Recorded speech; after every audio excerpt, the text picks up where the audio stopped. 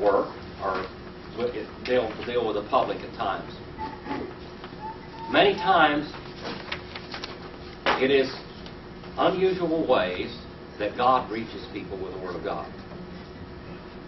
It is unusual ways that God reaches people. Through you. Maybe you are the only Bible that somebody will ever hear. It just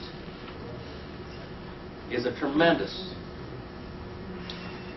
responsibility that we have as God's people to reach people in the world. How many of you ever heard of Sarah Winnemucca? Sarah Winnemucca? Well, you know that I'm Native American. Most people say, well, my great-great-grandfather was an Indian. Well, my great-great-great-great-great-great-grandfather was white. I have one in 1600. That's the only one I have in my family. That's it. There ain't a whole lot in Winnemucca, I know that. No, Winnemucca, Nevada was named after Sarah and her father. How many of you ever heard of the name Truckee? The Truckee River up in Nevada, all right, up by Reno. Well, that was her grandfather. Truckee met John C. Fremont when he came to California. And John C. Fremont gave him a piece of paper and called him Captain Truckee, because he helped him and guided him as he went. And he really liked John C. Fremont. He liked him. And anyway, he was just amused by white people. And he went home and he told his people, his tribe, about these wonderful white people, and that he really trusted them. And he wanted, he wanted his children to be educated so they could read and write like these people could. He said it was a miracle. They could take a book and tell what somebody else was thinking. Well, Sarah was the granddaughter, and she was his favorite granddaughter. Well, her father was Chief Winnemucca, but her grandfather was chief all of his life because he was such a great man. And when he died, all the tribes were democratic republics. Every one of them was a pure little democracy. Well, they elected Winnemucca, her father, to be the chief after Truckee was. Well, Winnemucca did not trust white people at all. He said, I don't trust them. Well, after many, many times and bad experiences and things, her people were just devastated. Part of her family was captured by the Bannocks up in Northern California, and she went out and she enlisted in the army. Sarah did. She was just a girl. And she went up there and she was an interpreter and guide, and she knew all the country, and she went up there and slipped in and rescued her family.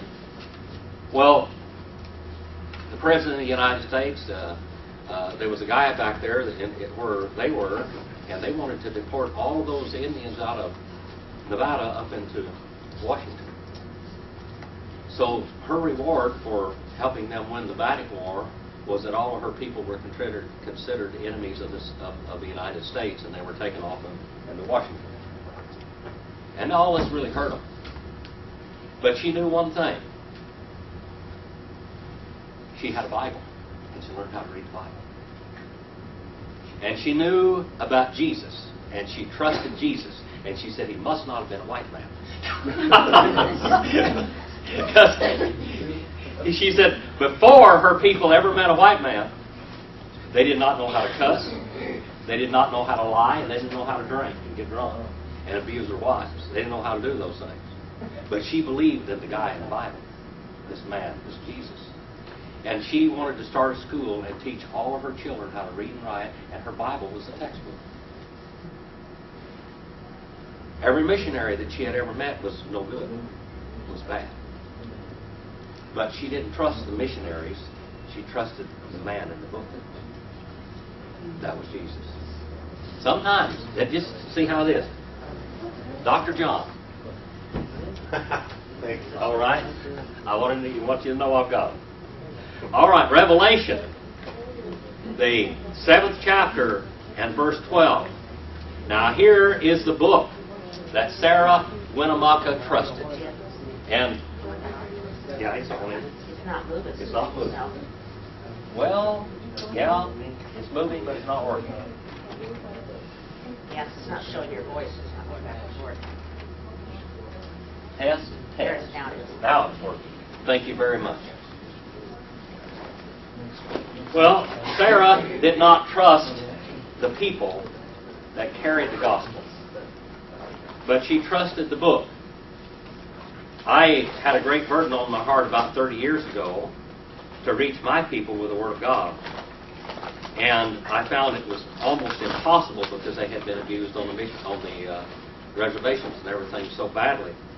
So I went back to my native cultural stories, and I showed them how that they agreed with the Word of God. And all the things that, all of the legends that the Native American people that we taught our children, the storytelling and everything, I turned that into a way of witnessing. And not only was it a way of witnessing, I wrote 2 little books about it, on it, and called An Introduction to the Thoughts and Customs of the American Indian. It was 2 Indian people that I wrote it originally. Well, it touched a lot of lives, because the basic elements of what was there came from God. Now let's look here in the Revelation, the 7th chapter. Who's got Revelation 7 and verse 12? Who's opened up there? Can we go for El Paso there? Can you read that out loud for us? I was talking about the elders and the 4 beasts that said, Amen. Blessing and glory and wisdom and thanksgiving and honor and power and might be unto our God forever and ever. Amen. All right. Now we have 4 living beings here. They call them creatures and beasts in some place, but they're living beings. The word in Greek is beings. They're created, as far as I can understand, to bring glory to God. They're like angels. And these living beings are glorifying God. And they say, Amen, blessing, glory, wisdom, thanksgiving, and honor, and power, and might be our God forever and ever. Amen. Now, what's the word Amen mean? We see that so much in the Bible. What does that mean, Brother Bill? Stand for. Hold What? up. Stand for, to hold up. Well, what it means to hold up, to stand behind it. That's what Amen means. It comes all the way from Persian, doesn't it? It goes in Persian. By the way, it was Amen in Persian. It was Amen in Hebrew. It's Amen in Greek. And it's Amen in English. Never changed. All right? It means most affirmatively or absolutely I'll stand behind it. It's the absolute truth. All right?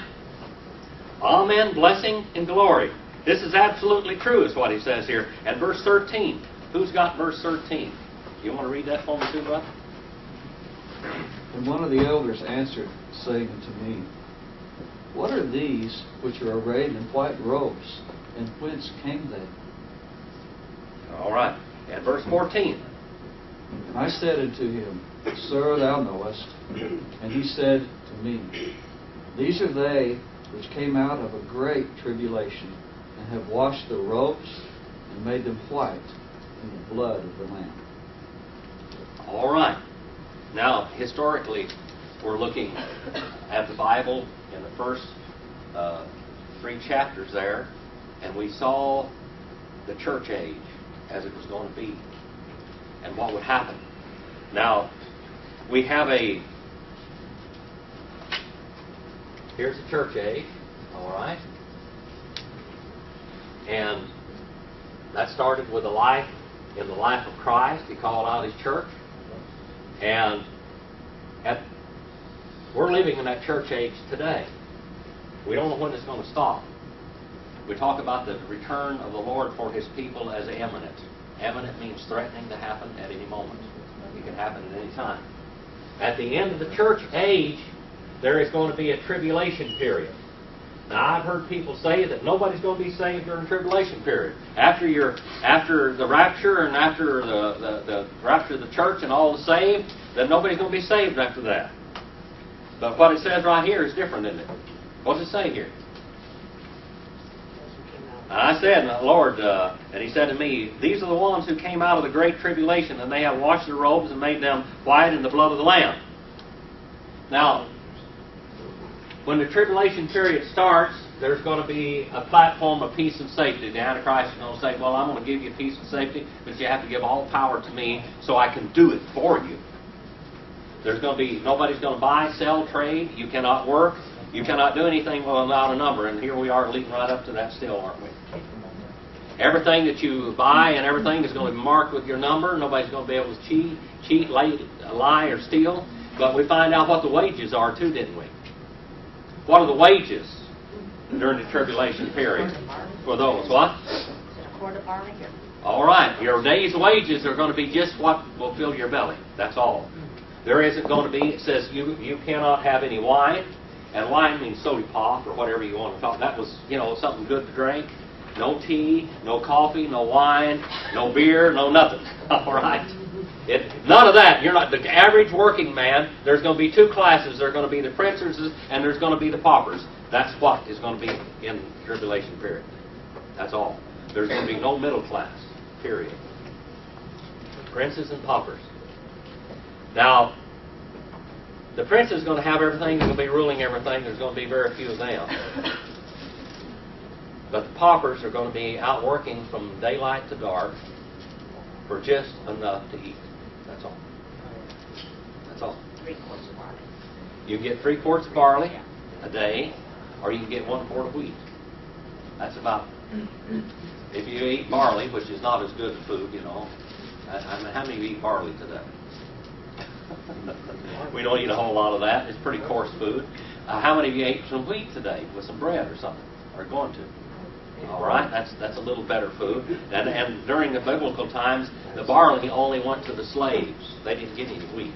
They just had barley. And you could tell, especially in the old tombs and things where they dig these people up, and they would look at their skulls and look at their teeth, and they could tell whether they were poor or whether they were rich. The rich people still had their teeth sharp because they were eating better food. The poor people had to eat food with gravel in it and dirt and everything else, and their teeth were ground off. Well, that's what's going to happen during the tribulation period. That's the ones who are going to be eating. Now, if you're saved during that period of time, if you won't take the mark of the beast, there's going to be public executions. How are the public executions going to be? What are they going to be? Beheadings. That's it. Well, we see that today, don't we? We're beginning to see that. Well, when the Antichrist takes over, anybody that will not follow him, anybody that will not accept the mark of the beast is going to be publicly executed. He will be beheaded. They will be beheaded. Beheaded. And not only will they be beheaded, but it's going to be publicized. We, 100 years ago, those people reading the book of Revelation could not understand how, well, we're going to get to this in just a little while, how that they could be in the city of Jerusalem or someplace else, and they're beheading these people, and there's public executions, and everybody's seeing it all over the world at the same time. Because that's what the Bible said. God didn't have any trouble with that because He knew what would happen today. He knew our television and satellite and all that. He knew what would take place. He didn't have any problem with that. So He put it down. People for hundreds of years could not understand how in the world would that happen. All right. Now verse 15. Who's the word for it? Brother Don, you have verse 15? Therefore they are before the throne of God, and serve Him day and night in His temple. And He who sits on the throne will dwell among them. All right. He that sits on the throne will spread His tabernacle over them. No, they'll be in there. And it says they're going to do what to Him? These tribulation saints, what are they going to be doing? Servants. They're going to be servants. Servants. All right. Now, here we are in the tribulation period, okay? People are going to be saved down on this earth. All right? During this 7-year period of time. What we call Daniel's week. Why is the tribulation period coming upon the earth? Why is it coming upon the world? To draw God's people back. To draw Israel back to God. God isn't finished with the nation of Israel yet. It's not finished with them. What is the indicator? What is the thermometer that tells you that we're living in the end times? What is the one great event that tells you that? What is that event? Jews are going home. Yeah, the Jews, the reestablishment of the national Israel. And let me hand out a couple of these things here too while I'm at it. I'll give it to the girl. You guys can look at them later, sir. If they let you. Anybody else need one of these? Well, we have the dispersion of Israel. God said that He was going to disperse Israel for their crimes against the king, which was Jesus. And then at the end time, we know that we're going to be, we're in the end times when the regathering of Israel in Ezekiel 36, 20 through 24. Well, we're living in the end times because Israel is being gathered back together again. But the whole tribulation period, the whole purpose of it is to break Israel down and bring them back to God. Now we see all the nations lined up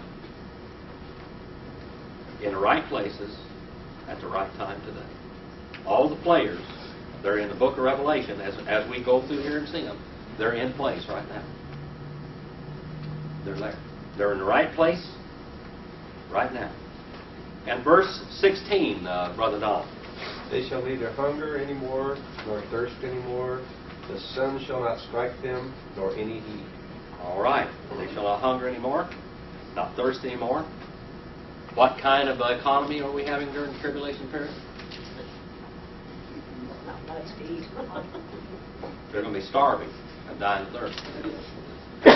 And then they would give their lives for the Lord. For the Lord. Even their blood still didn't wash them. Their blood still did not pay for their sins, their own blood. It was still, how were they saved? By the blood of the Lamb, by Jesus. All right. Verse 17, Brother Don. For the Lamb who is in the midst of the throne will shepherd them and lead them to living fountains of water, and God will wipe away every tear from their eyes. All right. I like that word, each tear. In Greek, it means each single tear.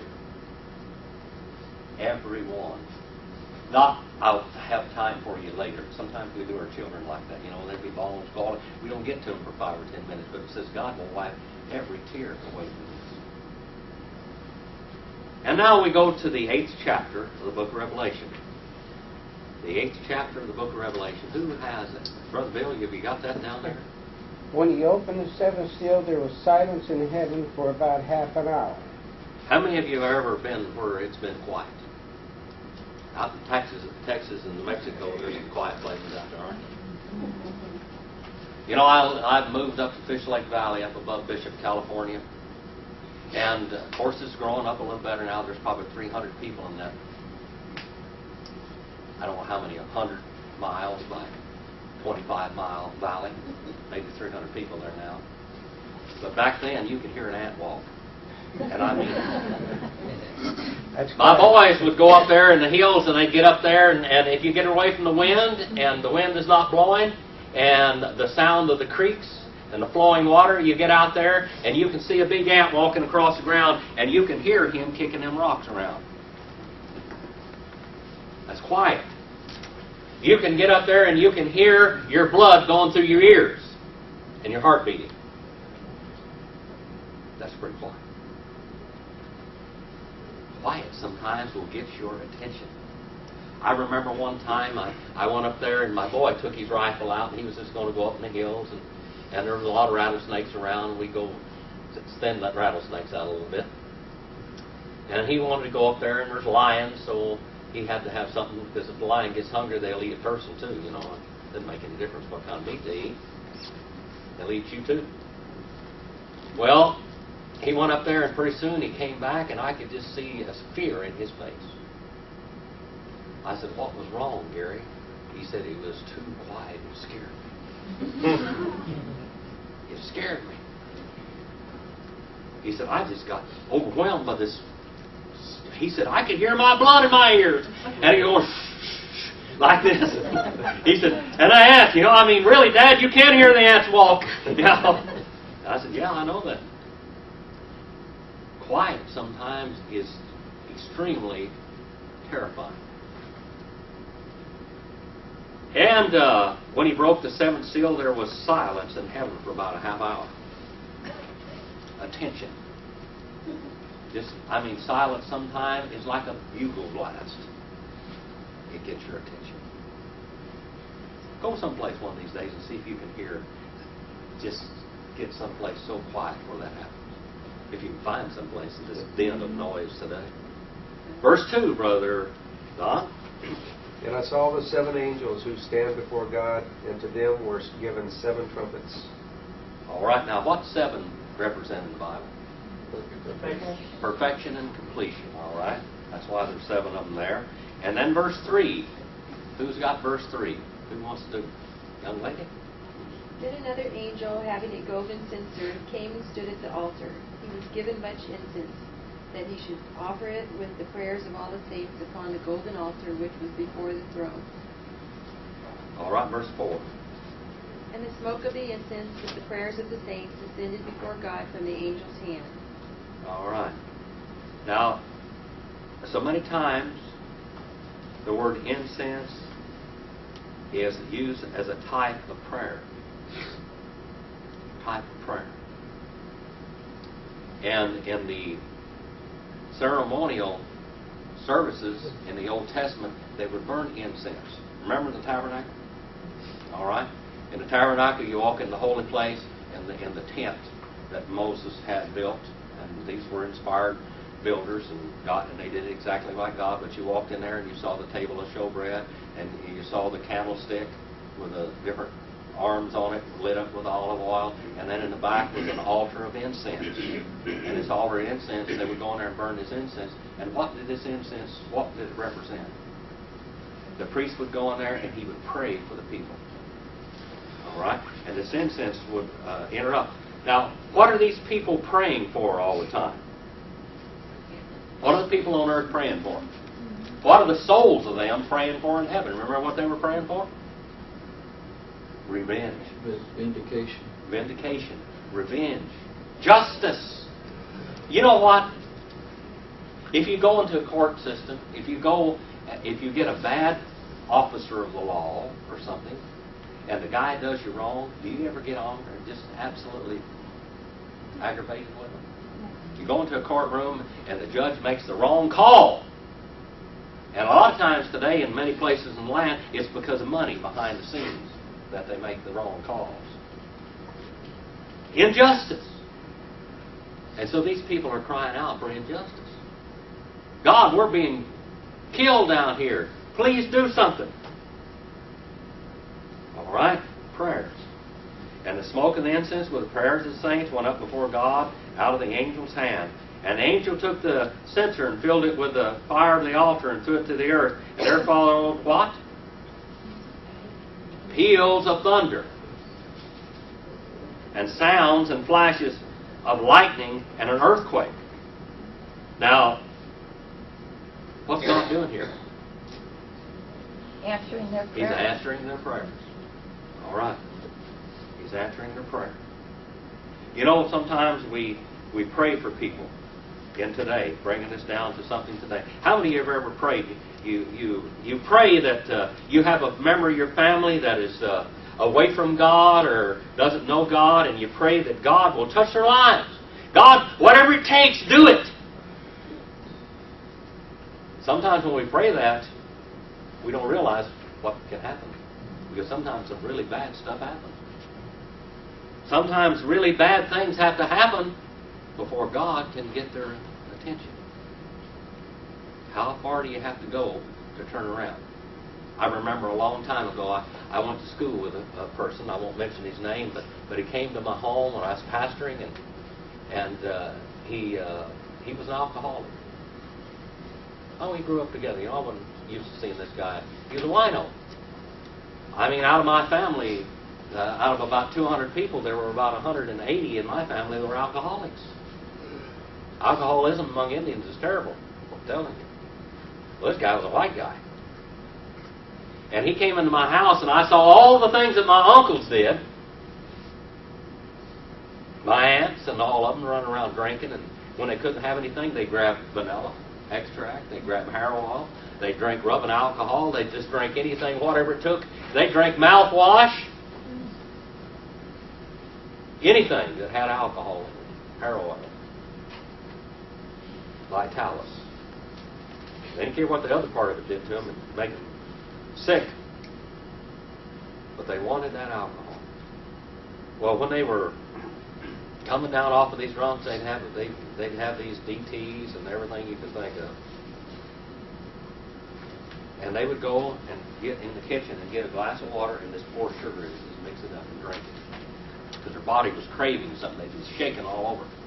This guy said, I need a glass of water with lots of sugar. I got to have a drink. I just got to have something.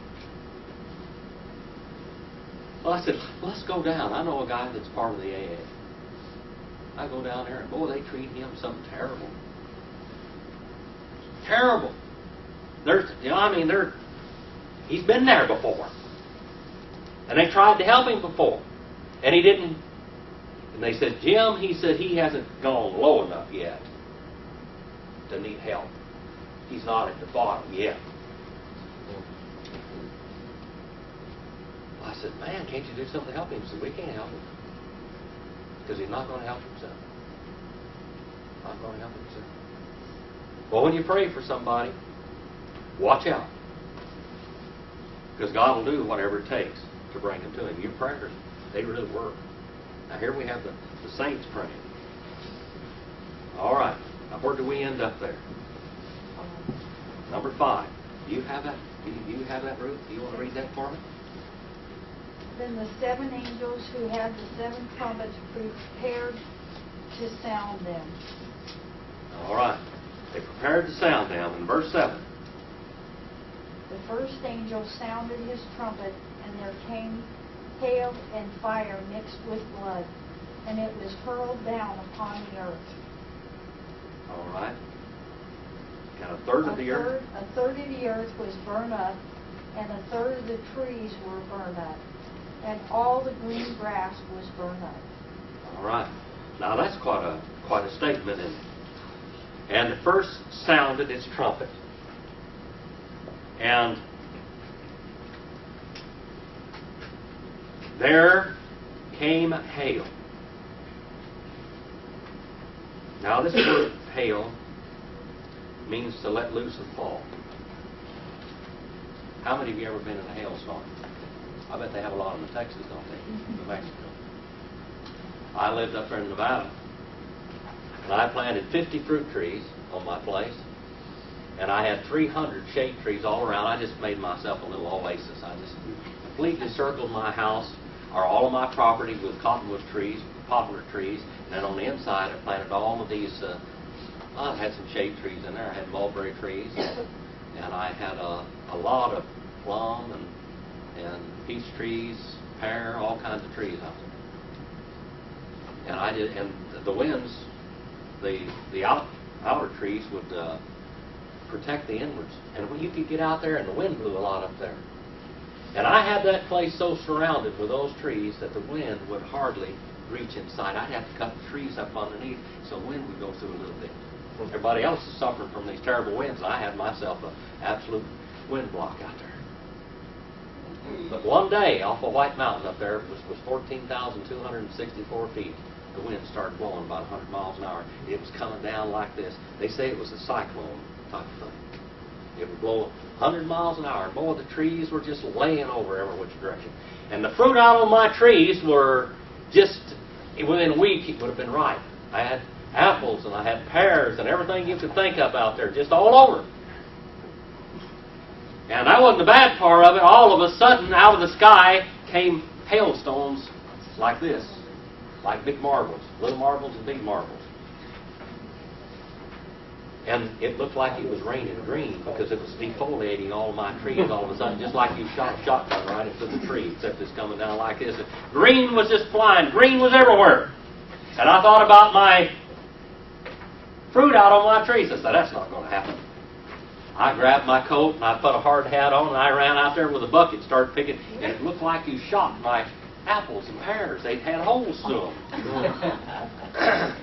I threw them in there and I went inside and I said, well, I'm going to do something with this. So I made a big pot and I made applesauce and pear sauce. I wasn't going to let this hail tear up my fruit. And I ate it too. Had little red spots all over me. And knots here and there. And my hard hat had a few more dents in it than it did before. Hail.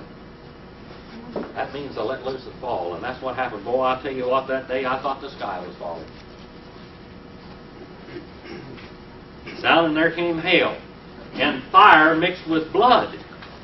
Somebody turn to Deuteronomy 32 and verse 14.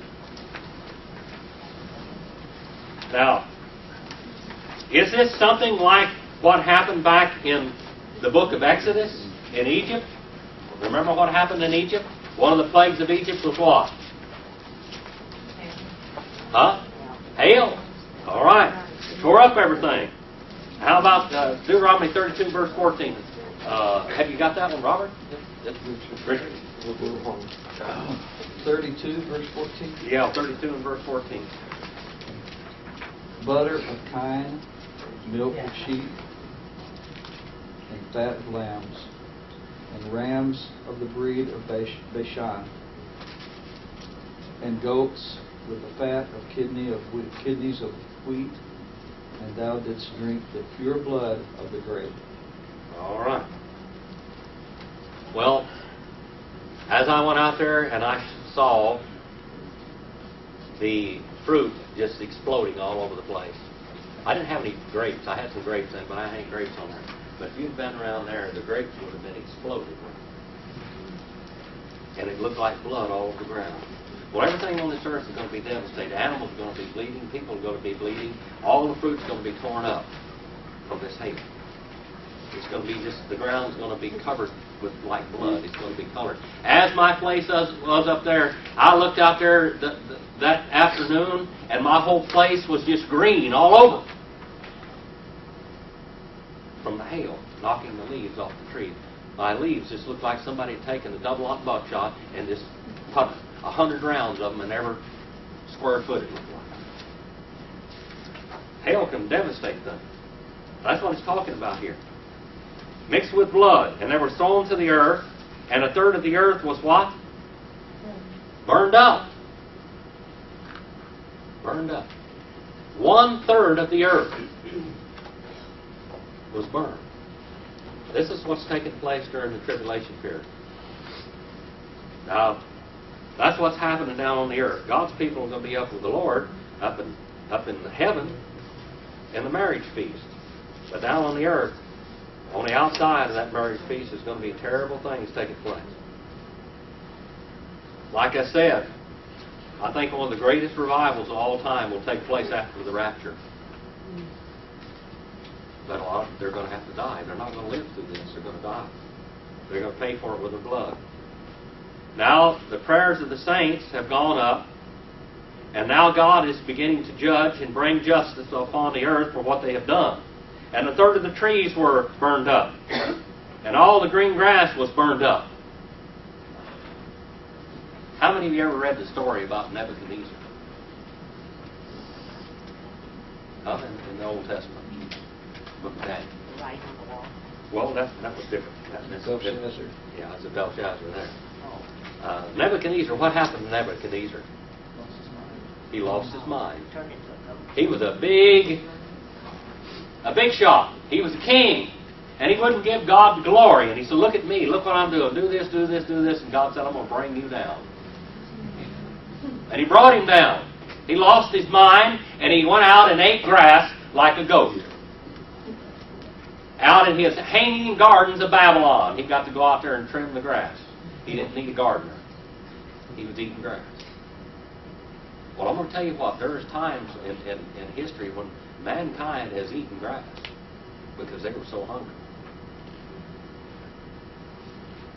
I remember up in Fish Lake Valley when I was a little kid, I ran out of food. It was a cold, cold winter. You couldn't get, it was like 65, 70 miles to town. And that was in the 50s. And those cars didn't do very well back then, especially in the cold. So we were stuck there.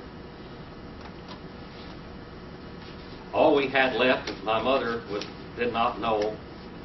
That's actually the first time I'd ever lived with my mother. I'd always lived with my grandmother. We went up there and lived for a time up in Fish Lake Valley. And my mother had never cooked or anything. She didn't know how to plan for the wintertime, especially when you couldn't go to the store in 15 minutes. And we were out of food. Well, a couple of doctors came up there and they brought us a bunch of candy, and they brought us, my mother loved the oyster stew. And they brought us a couple of cases of oyster stew. All we had was some milk, and the chickens quit laying. And we didn't want to eat the chickens because that was eggs later. And every day if we had any meat, it was because I went out and went hunting and I shot a rabbit or a bird or something. Well, everything was hibernating. I couldn't find anything. All we had was oyster stew and milk. And I couldn't eat that oyster stew. I don't care how hungry I was. I couldn't eat it. And I don't want to. My wife loves oyster stew. And I said, go eat oyster stew someplace else. I guarantee you, if I'm starving to death, I can't eat stuff. I'm sure don't even want to be around any other time either. That's the most horrible thing in this world. Oyster stew. Well, I'll tell you what. I was hungry and I was starving, but I couldn't eat oyster stew. But people will eat a lot of things when they get hungry. That's when you really find out whether you can eat something. I put that stuff down and come back up. It didn't work. Well, these people here are hungry. And it says here, a third of the earth and the grass was burned up. And then verse 8. Someone read verse 8 for me. And the second angel sounded, and as it were a great mountain burning with fire was cast into the sea, and the third part of the sea became blood. All right. Now, what does mountains usually stand for in the Bible? It's a typical sign of something. And also, like I told you, I wrote a book on Native American culture. So many of those things that they used back then meant the same thing as what was in the Bible. Those same things. Mountain means what in the Bible? It sounds like a volcano or something. Well, no. So, you remember? Government. Government. A government. All right, a government. All right, so some great government fell. All right, some great mountain, some great government fell, burning with fire and thrown in the sea, and the third of the sea became blood. Well, some countries. What country is real famous for its volcanoes? Huh? Well, Japan, Italy, Hawaii. Mexico, Hawaii. These are countries, and some of them have governments in them. Well, not only will the country be thrown up, but as the volcanoes blow up and whatever goes in the sea, so goes the nation too. How many of you ever heard of that real... they don't even know whether it really existed or not. The city of Atlantis. All right, the Atlantean culture. Well, this great mountain, this great government, a great nation falls. It's burning with fire and thrown into the sea, and a third of the sea became blood. Now, what is in the world today? God created everything in such a magnificent way that the earth takes care of itself. What cleans the earth? Oceans. The oceans. The oceans clean the earth. They are the purifiers of the earth. Well, when you lose a third of the ocean, guess what happens?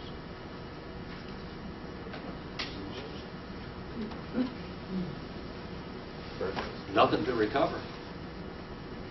People are going to be dying from pollution. Talk about pollution. Talk about terrible pollution. I mean, San Joaquin Valley is famous all over the world for the pollution.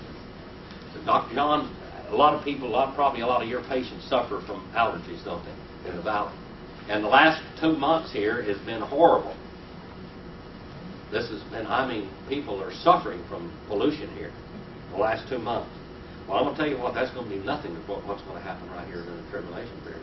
You can think of the worst place in the world. Where's another place? There's some great cities. The San Joaquin Valley is one of the number ones in the nation. And what is another one of the most polluted places in America? Well, Los Angeles, it's not as bad as it used to be because it cleans it. The ocean cleans it. Santa Ana winds and everything. And they've cleaned up the gasoline in the cars a little bit, so it's not as bad as it used to be. There's one place that you would never think of unless you've really been there. Was it Phoenix? Phoenix is kind of bad, but there's one that's worse than that. Is that Pittsburgh? No. Colorado. Denver, Colorado. Denver, Colorado. It's a bowl. It's like San Joaquin Valley, except it's up there. And the pollution can't get out of there. And Mexico City. heavily polluted places. Well, Denver, Colorado, they do a lot of coal mining. Yeah. That's one of the big reasons for that. A lot of pollution there. A lot of people suffering from allergies. Well, this is going to be worse than any place we can think of on the earth today. Verse 10. Who's got verse 10? Young lady, could you read that for me? Go on a little further. And the third angel sounded, and there fell a great star from heaven, burning as it were a lamp, and it fell upon the third part of the rivers and upon the fountains of waters. There's another thing.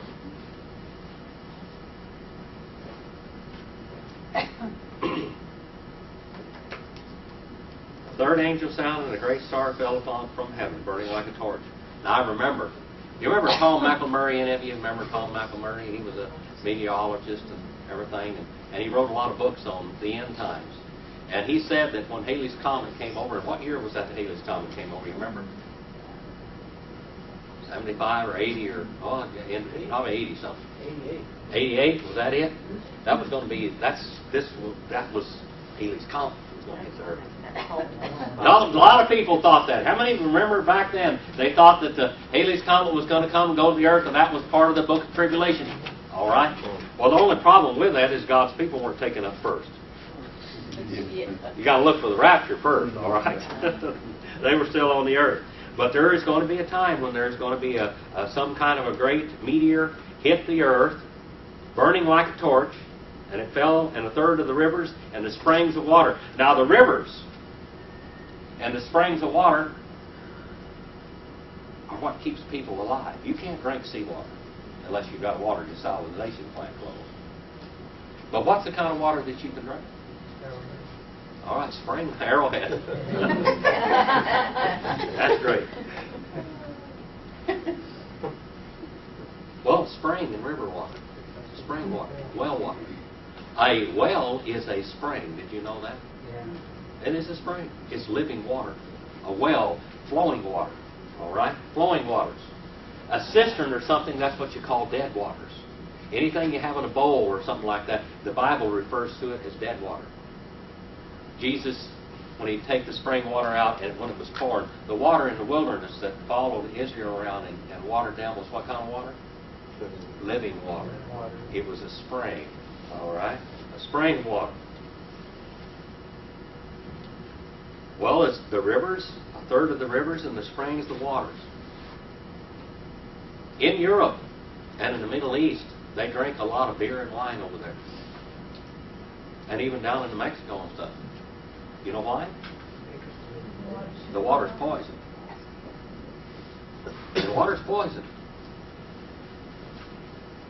In Jesus' time, many of the waters were poisoned over there, and they would have to drink, they'd have to take wine, which had some alcohol in it, and pour it in their old wine bottles. Remember King James Version talked about wine bottles? Well, they were not really bottles. They weren't glass, but they were skins.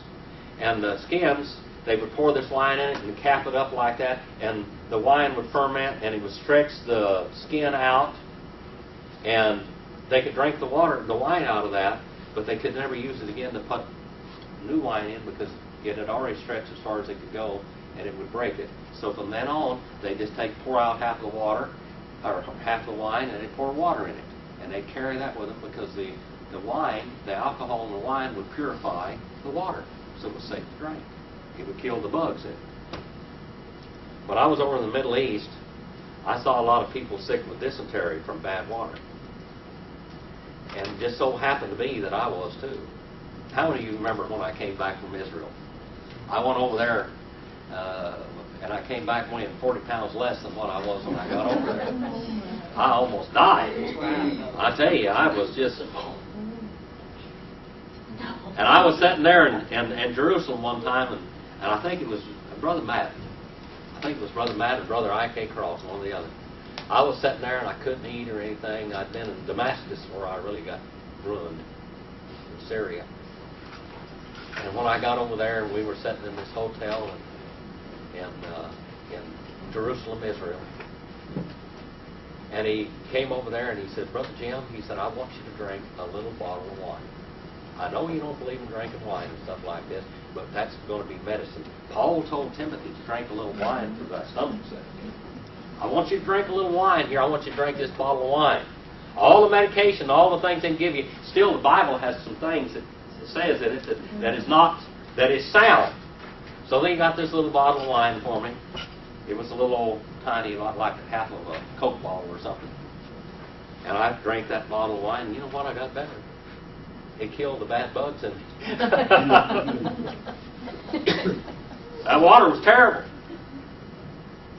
And you know the bad thing about it is I gave $1 a bottle for that stuff, and they took it right out of the tap and gave it to me. So don't trust the bottle either. Number 11. Could you read on there? And the name of the star is called Wormwood, and the third part of the waters became wormwood, and many men died of the waters because they were made bitter. I know firsthand what that feels. How many of you ever had this problem? In some time or another? All right, boy. You know what I'm talking about. But that's what the earth is going to be plagued with here. This type of plague. This is going to be rampant dysentery. When Lewis and Clark went across when they went across what they call the Louisiana Purchase, and they had Saskatchewan go with them and lead them through there, all of them, just about every one of them, suffered with dysentery someplace along the line. Dysentery kills people. You can't keep water in you at all, and especially when the water that you're drinking is just as bad as what made you sick to begin with. The horrors of the tribulation period. All of the horrible wars in this world, it says it's going to be worse than anything that has ever happened to any people at any time.